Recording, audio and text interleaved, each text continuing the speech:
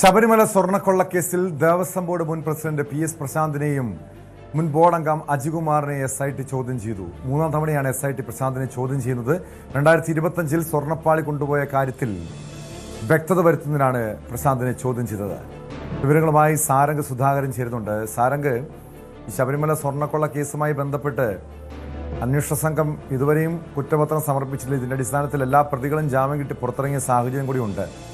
ഇതിപ്പോൾ അതിനിടെയാണ് ഈ മുൻ ദേവസ്വം ബോർഡ് പ്രസിഡന്റ് PS പ്രശാന്തിനെ ചോദ്യം ചെയ്തിരിക്കുന്നത്. എന്തൊക്കെ കാര്യങ്ങളാണ് പ്രശാന്തിൽ നിന്നും ചോദിച്ചറിഞ്ഞത്? മാത്രമല്ല, അതോടൊപ്പം ഈ കേസുമായി ബന്ധപ്പെട്ട SITയുടെ തുടർ നീക്കങ്ങൾ എന്തൊക്കെയാണ്?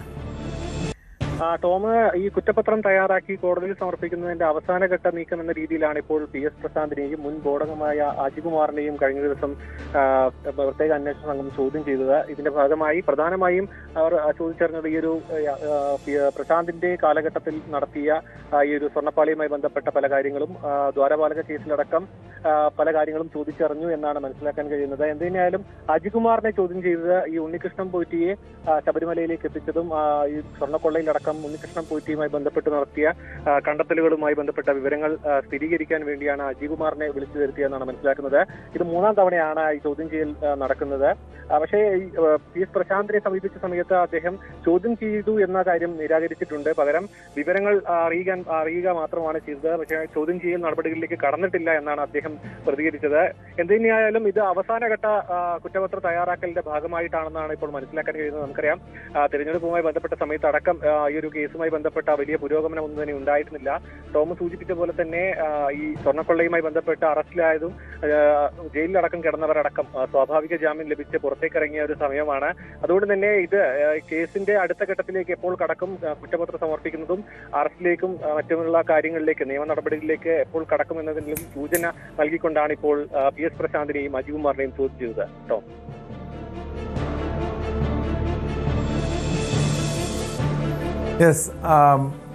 ആ രീതിയിലാണ് കാര്യങ്ങൾ മുന്നോട്ട് പോകുന്നത്.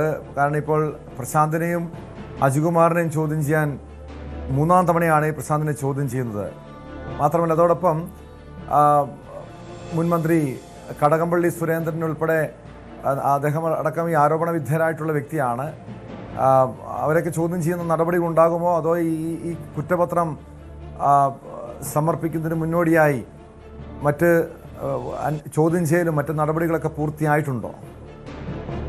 ടോമ, ഇപ്പോൾ ആരോപണ വിധേയരായ ഓരോരുത്തരെയും വീണ്ടും ചോദ്യം ചെയ്യലിലേക്ക് കടക്കാനുള്ള സാധ്യത തുറന്നുകൊണ്ടാണ് ഇപ്പോൾ PS പ്രശാന്തിനടക്കം ചോദ്യം ചെയ്തത്. നമുക്കറിയാം, കടകംപള്ളി സുരേന്ദ്രൻ അടക്കം സ്ഥാനാർത്ഥിയായി മത്സരിച്ചിട്ടുണ്ട്.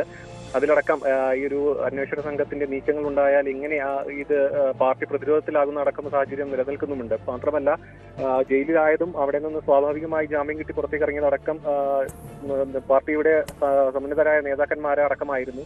അതുകൊണ്ട് തന്നെ ഇതിൽ പ്രത്യേക അന്വേഷണ സംഘം വീണ്ടും ചോദ്യം ചെയ്യലിലേക്കും മറ്റ് കൂടുതൽ തെളിവെടുപ്പിലേക്ക് അടക്കം കാര്യങ്ങൾ നടക്കുകയാണെന്നുണ്ടെങ്കിൽ വീണ്ടും ഒരു പ്രതിരോധം സൃഷ്ടിക്കേണ്ട ഒരു സാഹചര്യം നിലനിൽക്കുന്നുണ്ട്. എന്തുതന്നെയായാലും വളരെ അധികം വൈകാതെ തന്നെ കുറ്റപത്രം പൂർത്തിയാക്കി സമർപ്പിക്കുന്ന രീതിയിലേക്ക് കാര്യങ്ങൾ എത്തിയിട്ടുണ്ട്. മാത്രമല്ല, കോടതി അടക്കം അന്വേഷണ സംഘത്തിന് പിന്തുണ നൽകിയിരുന്നു. അതായത് അതൊരു വലിയ സങ്കീർണമായ കേസായതുകൊണ്ട് തന്നെ വളരെ വേഗം കുറ്റപത്രം തയ്യാറാക്കി സമർപ്പിക്കുക എന്ന് പറയുന്നത് അത്ര എളുപ്പമല്ല.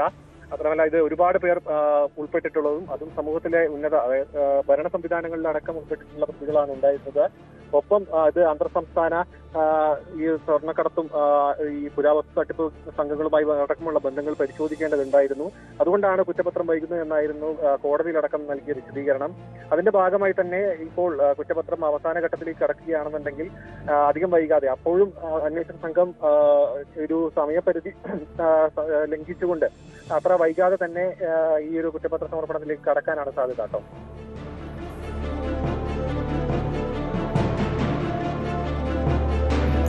വ്യക്തമാണ്. സാരംഗ് സുധാകരനാണ് വിവരങ്ങൾ നൽകിയത്. ശബരിമല സ്വർണ്ണക്കൊള്ളയിലാണ് മുൻ ദേവസ്വം ബോർഡ് പ്രസിഡന്റ് PS പ്രശാന്തിനെ SIT വീണ്ടും ചോദ്യം ചെയ്തത്.